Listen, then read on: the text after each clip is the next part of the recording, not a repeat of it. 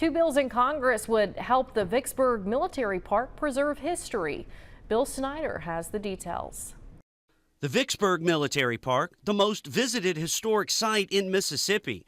The Senate this week passed the American Battlefield Protection Program Enhancement Act. Now, this measure updates a successful national parks program. It allows nonprofit groups and Native American tribes to apply for federal funding to preserve historic battlefields. More than 500,000 annual visitors tour the park, with its 1,300 monuments and markers and the Vicksburg National Cemetery. Another bill also passed as the Senate helping the state of Mississippi build a new state-of-the-art interactive interpretive center on the park's grounds. Work is already underway to replace the 70-year-old visitor center.